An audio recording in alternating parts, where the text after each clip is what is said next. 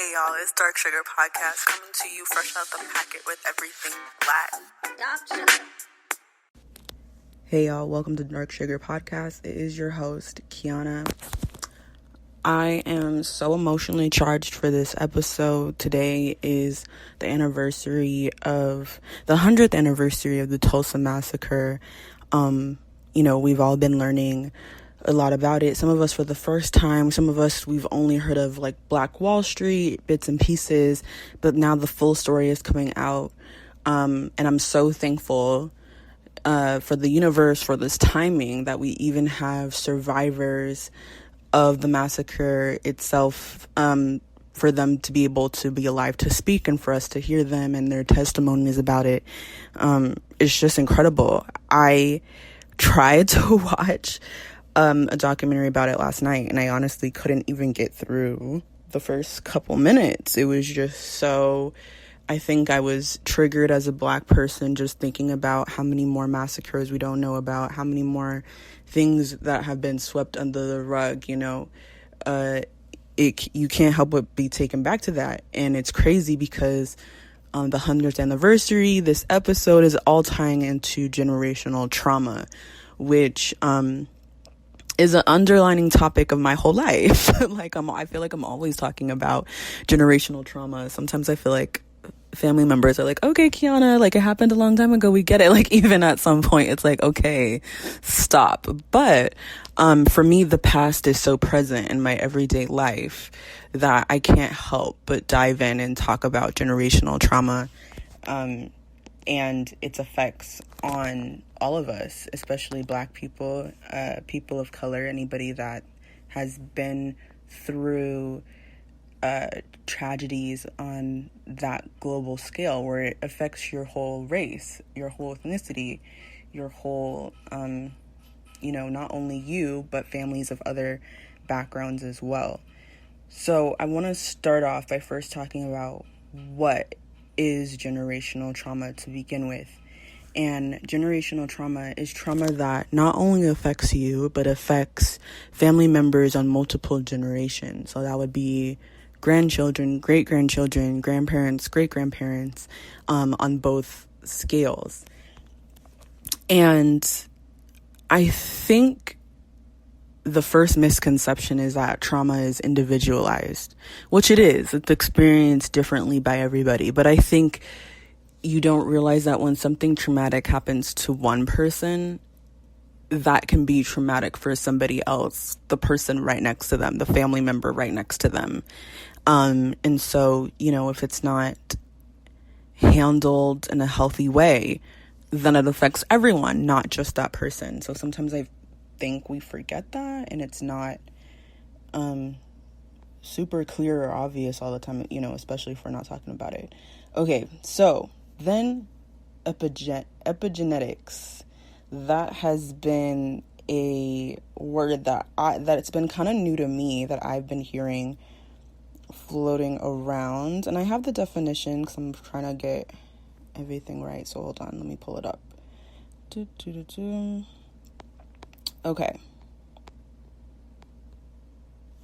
Okay, so how the experience of previous generations can affect who we are. Epigenetics. So,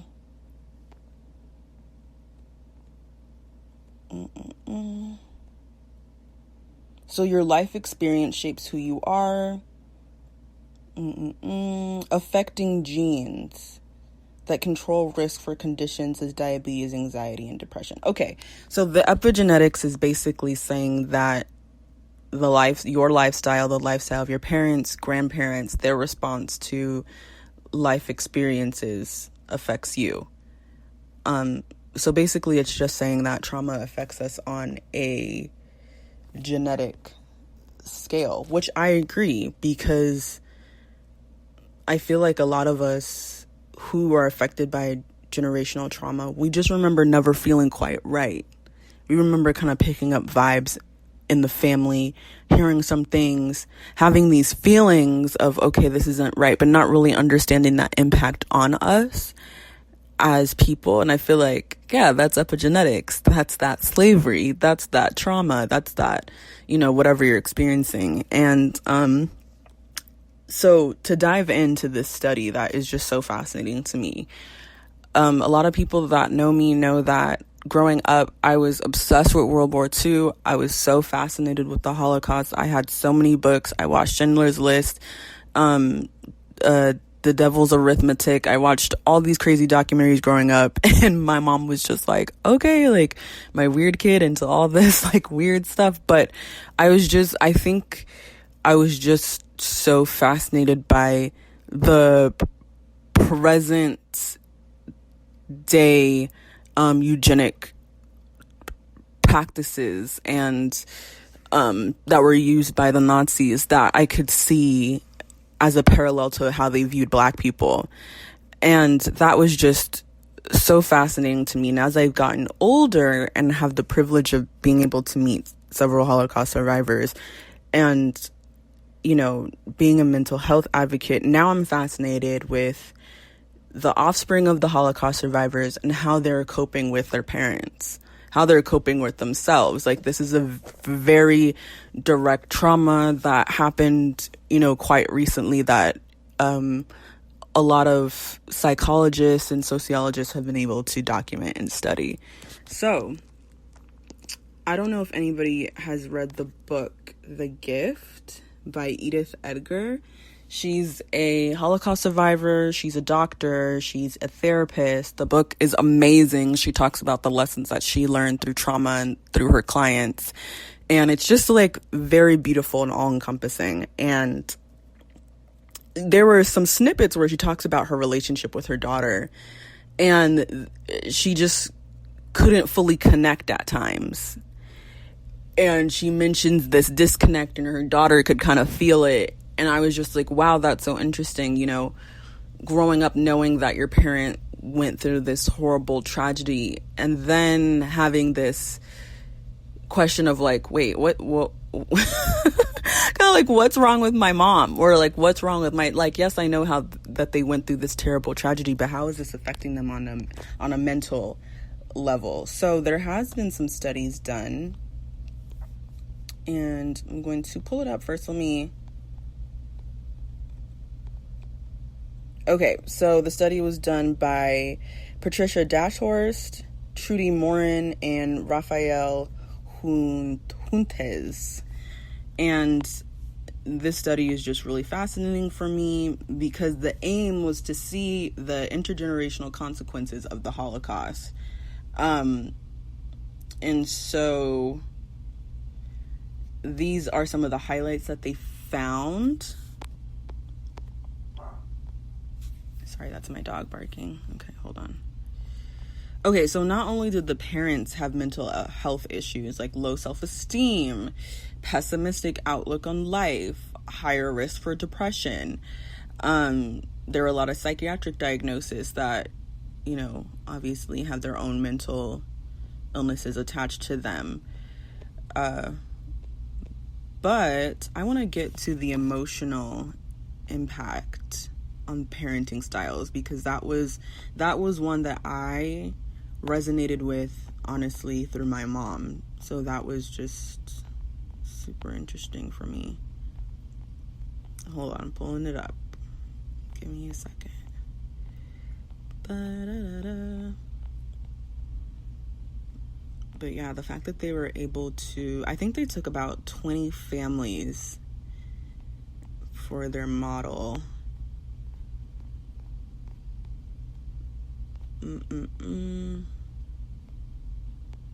Okay, here we go. So parents less emotionally available and having unpredictable emotional response. So here's the thing. So what usually happens is the parent goes through this trauma, they have children. While the child is in their own emotional development, the parent is working through the trauma that they just experienced, trying to work through that alone. And so therefore they cannot be there for their kids. Like, they can't be there for their child's emotional development if they're trying to grapple with their own trauma, usually not through therapy at first. Usually not in the most healthy ways, especially if you don't have people around you to talk about. Because another thing was in this study is because a lot of the times the Holocaust survivor parent, was the only survivor in the family. So half the time the child grew up with no emotional support system, no one to really reach out to, because they were the only ones. Like, who could they talk to about this? And there was no one to really advocate for the child. And that's really heartbreaking, because I kind of resonate with that. Moving to Arizona, my mom's family is in Houston, my dad's family is in Chicago, so there were moments where both of us in our own ways felt isolated in our own traumas. My mom felt isolated in hers. She had no one to really talk to and explain things to, and I felt the same way in mine. I felt like, I didn't really have anyone to advocate for me at times. So that can be really hard.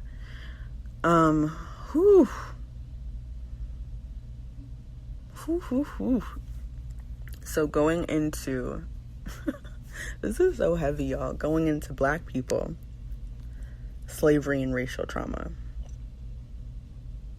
Right? I think we're realizing as a whole country, as a nation, that being Black in itself is just traumatic. It's heavy all the time. It comes with these nuances and unspoken burdens that are really hard to put into words, and that does not translate into the American mental health system very well. Half the time we're trying to convince people the shit happened and make them believe us and whatever.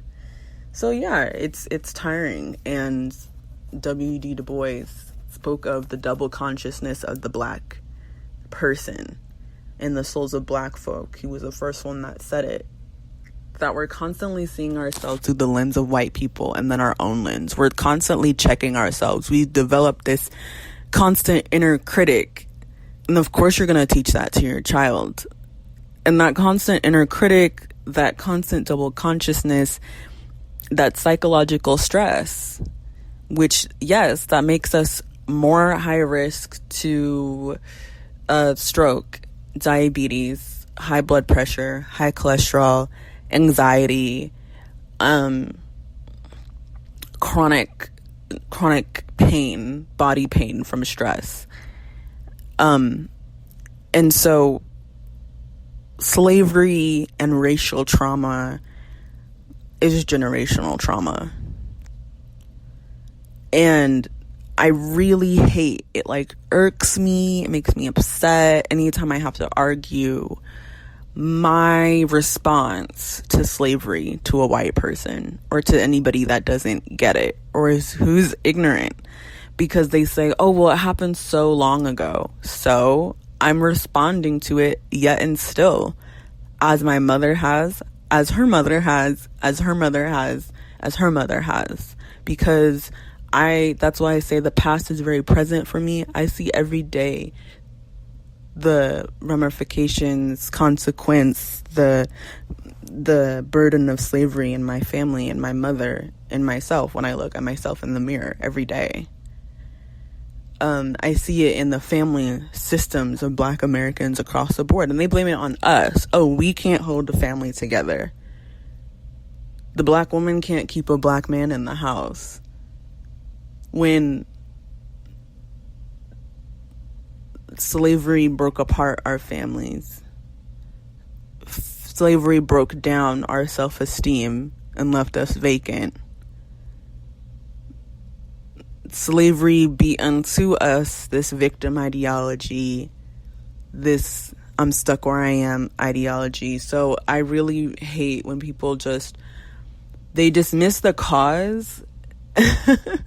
They dismiss the cause and just want to look at our actions, or they look at our actions and dismiss the cause. It's very stressful.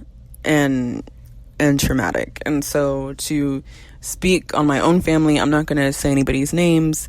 I'll use fake names or whatever. But so my mother, her family, and I've been doing, okay, so to back it all the way up, I love doing family history. I think it's so important.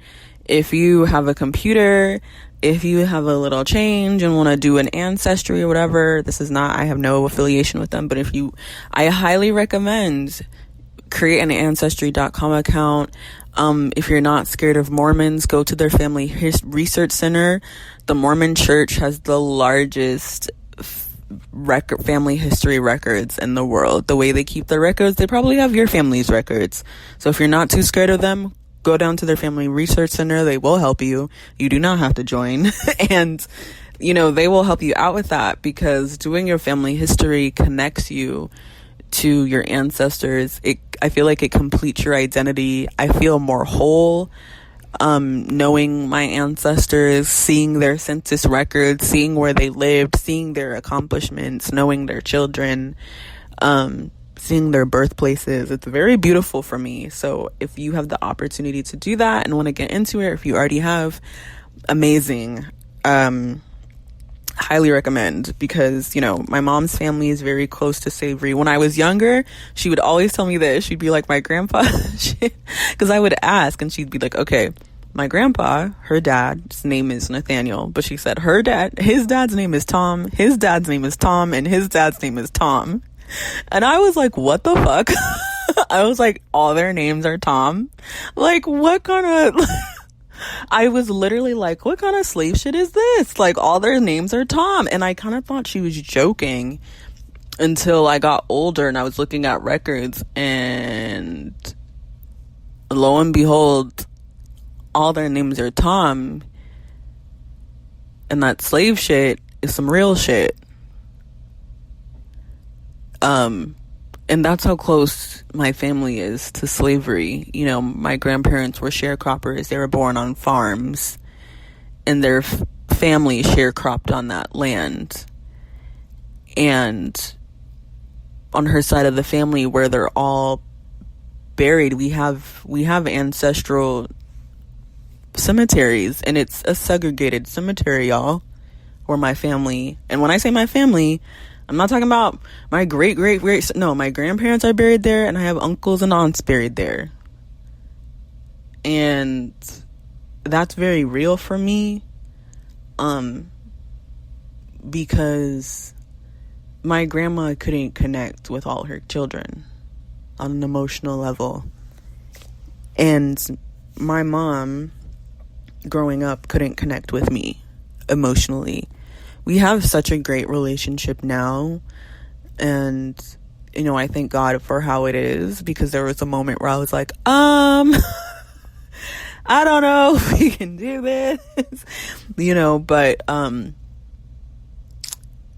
I could see where she was dealing with her own trauma, and that trauma was from her mother not being able to connect with her, and that trauma was from the trauma that my grandmother experienced because of colorism, and her mother couldn't connect with her because of that. And colorism is rooted and comes from white people, because it's rooted in racism, and racism comes from slavery. So you know what I mean? Like, even if your family doesn't have to be as close to slavery as mine to be affected by it on this level, but because my family is that close, and I didn't know there was such thing as being that close. I just kind of thought, like, all black people's families were slaves at one point. So, like, whatever, like, we're all the same. And then when I started doing my family history, I'm like, oh, no, like, not everybody's family is as close as mine. And it really shaped my mom. And I think as I'm older now, I'm realizing how it shaped her. And I'm just so much more aware. Okay, so then I want to go into ways that Black people respond to trauma in families. So one way is avoidance. I think that's the go-to. I think that's the consensus. That's the go-to, because there is trauma in not talking about your trauma. Half the time when I'm talking to my friends or something about a traumatic event, the most traumatic thing about the damn event sometimes is how it was handled. Like, no one talked, no one spoke. It was swept under the rug. Yeah, and like that was it. And I'm like, whoa, that's almost more traumatic than the event. The fact that no one said anything. So yes, there is trauma in not talking about your trauma and having to, or not having the option or the space to. And also the avoidance leads to overprotective parenting and you taking less risks. And the overprotective parenting, that can extend on a scale, because there are times where when I was younger, maybe I thought my mom was overprotective. Now I understand why. Do I still think it was super overprotective? Like, for instance, and I think this is for a lot of Black people, because this is what I hear, like, growing up, I didn't sleep over at anybody's house.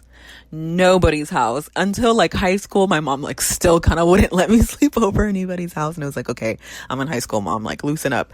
But I know that that was a trauma response. My mom grew up around sexual assault, so of course she's not gonna like trust random ass people. Like, that's just natural. Like, I don't know, maybe when I was younger it was annoying, but now that I'm like, okay, you know, I understand that one. But then also like taking less risks, being more suspicious of opportunities in certain things, because Black people are constantly in a society where things are not as they seem, and people dangle carrots that lead to, you know, tragedies and misfortune. So I can see how that one, is it great? No, but I can understand, you know? Okay, so then going into parenting, not being emotionally available. I think I talked about this. Yeah, not being emotionally available. Oh, and a parent that is not emotionally available usually creates some sort of role reversal with the child. And I was seeing this in the Holocaust study as well, with the Holocaust survivors, that the offspring of the Holocaust survivors mentioned that, okay, there was a point where they felt like the parent and the parent was the kid. And I totally relate to that growing up. And for me, that led to people pleasing and no boundaries. You know, because I had to be the emotional support system to try to help emotionally regulate my mom. I grew up with no boundaries. So now I'm learning how to make them, and it's hard and weird. But, you know, that role reversal is really hard for the child, to endure. And half the time the parent is in a state where they don't even really know that they're doing it. They don't even really know that it's happening on that level. And so that's really hard. And as a child, that's hard. You know. Because now, like, looking back, I'm not mad at it was so, I had this level of understanding. Like, was it okay? Was it right? Like, we're not excusing anybody's behavior, but I'm definitely coming at the situation, and now I'm talking about my mom, with more compassion, because she was trying to, like, growing up, my mom just told me stories and stories. And I was like, oh, okay. And I didn't really understand the weight until I got older. And I was like, whoa, you were trying to process that? Like, you were going through that? Like, that was, like, it made me have so much compassion for her. And even for my father, who his on you know, it's really interesting. So my mom's side, you know, my grandparents were married for 60 years. They had 14 kids. Big established family, but on the outside. And then on my dad's side, it was like he didn't grow up with his dad. He grew up with a bunch of stepdads. He grew up with an inconsistent home. And I do believe that's generational, because my great grandmother was a jazz singer in the 1920s. So, was she teaching her kids about stable homes? And like, no, that's not what she was doing. That's not what she was doing. And on top of that, the racial trauma and the implications of slavery. And for my dad, it was clear he didn't grow up with a father.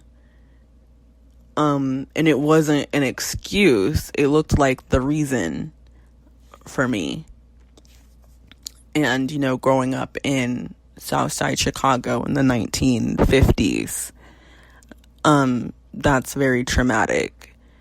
And so I know that that's why my dad wasn't emotionally available for me. He was trying to deal with his own trauma, his own battles, and that's really hard. And I had to, extend a hand of compassion to him. And I had to put it's like the hurt and the pain doesn't go away, but I'm able to feel more whole and complete by, just having compassion for my parents. Because this trauma, it's debilitating, and then it helps. Sorry, couldn't talk. It helps me grieve fully, understanding what they went through. I'm able to feel sad, angry, be in denial, shock, go through all of it, and then come to terms, Whew, but yes. And okay, so next I'm going to talk about, y'all know I got notes. Ooh, bon, bon, bon. Okay, post-traumatic slave syndrome. I said post-traumatic slave syndrome by Dr. DeGruy, okay? If you haven't read the book, dive in. There's PDFs with highlights and notes. She has talks on YouTube. I'll link it. It's amazing. So basically, post-traumatic slave syndrome, the basis is rooted in my pet peeve, which I love, of people saying slavery happened so long ago. She's saying, yes, it did happen a long time ago, but the response doesn't stop. The body doesn't forget. Your genes don't forget. I am so grateful for the new wave of understanding in the mental health community. Mental health advocates all over the world are finally agreeing that it doesn't matter what your mind thinks. Your body does not forget that shit. And somatic trauma responses and somatic breathing, they're seeing how your body's responding. They're seeing that when men come back from war, Iraq, Afghanistan, whatever, they're usually having these like bodily tics or things or whatever, or flinching or whatever. It stays in their body, the response. And that's what we're working through. That's what we're working towards. And so, the post-traumatic slave syndrome is basically saying that through generational oppression, of Black people and the racism rooted in that inferiority, that Black people are inferior. 1, we've had no opportunity to heal from slavery. 2, that creates low self-esteem or vacant self-esteem. 3, extreme suspicion. You got that one uncle that's suspicious of everything, won't go nowhere, don't trust nobody, doesn't go to the doctor, be careful cuz they got that game running up there. Yeah, he's traumatized. I'm sorry, I'm not trying to laugh. He's traumatized. Like, being fearful of the government. Do you know how many times the government has fucked Black people over? So I hate when people like make fun of how suspicious and not trusting Black people can be of the government or the medical field. Because I'm like, yeah, do you know how much fucked up shit they've done to us? Like, why should we trust them? Anyway, internalized racism. Now, this is what I see that people don't talk about. The internalized when I see Black people walking around with internalized racism, you are just as traumatized. That self-esteem, that you think you're better than other Black people. Oh, I'm not like those Black people. I'm the assimilated, I'm the educated black person or whatever. Cool, boo boo. But you're still traumatized. You're still fucked up deep down inside because you're holding on to white people's standards. And that shit's fake. That's internalized racism. You hate yourself. So you convince, like, when I see people like that, I'm looking at them, I'm like, you know you're still black, right? You know you're black, right? Those white people still think you're black. Sorry. It's just like, the internalized racism, that is still trauma. You still ain't right. You're still suffering. You're still affected. Like, it doesn't skip anybody. And then also being suspicious of seeking care. That goes back to extreme suspicion. Half the time, you never get help, or you get help at the last possible, like, everything's about to fall apart second. And okay, so I said low self-esteem, vacant self-esteem, but a vacant self-esteem cultivates this feeling of hopelessness or impending doom. And that can be really heavy and hard and lead to, you know, suicide and depression. So the post-traumatic slave syndrome, I see that amongst the board, and it is PTSD. That's another thing. A lot of black people are walking around with PTSD and they don't even know they have PTSD. And as a mental health advocate, as an advocate of generational trauma, I want you to know that trauma, anybody can be affected by trauma. It doesn't matter how long ago. Your response can be delayed. Something traumatic can happen to everybody, but only 2 people get PTSD. Or maybe one person is showing symptoms, or maybe a couple people, it affected them on like this crazy level. It affects everybody differently. And I remember when I was first diagnosed with PTSD in college, I was so in denial about it because I was like, I've never been shot, I've never gone to war, I've never been in a robbery, like, what the hell? And my the psychologist was like, yeah, but you've endured a prolonged traumatic events.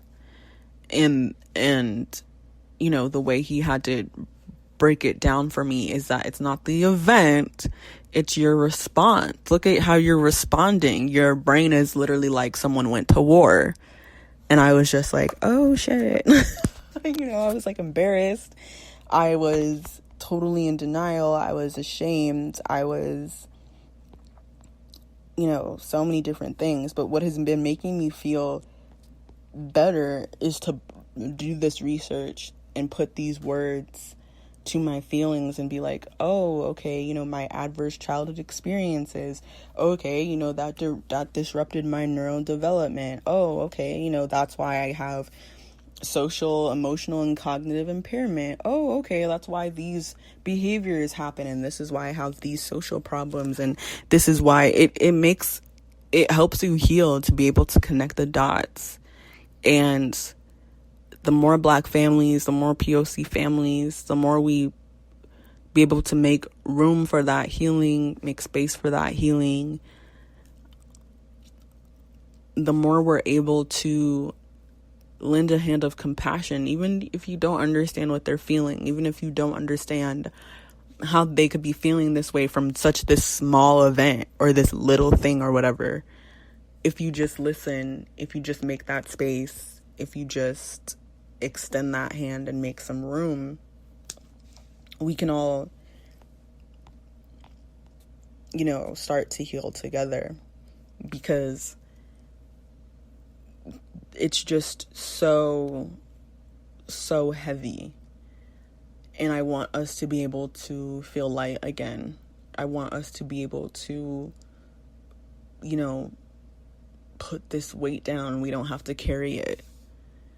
We're carrying it. And, you know, sometimes it's not ours to carry. because my mom was carrying her mother's and I was carrying my mom's, and I remember we collectively all put it down, and I was able to, just really have so much compassion for my mother that hurt. So I'm like, no wonder, of course you weren't being able, of course you couldn't be there for me. How could you? That would have been incredible. That would have been the ultimate miracle, But yeah, I want to end this with saying that there is room for growth and healing through the trauma. That gives me hope at the end of the day that, my mother, who's almost 70 years old, has been able to begin the healing process and feel that and begin to let go and put things down that aren't hers to carry, So yeah, find your ancestors, find compassion in them, find that compassion in yourself. Ashe.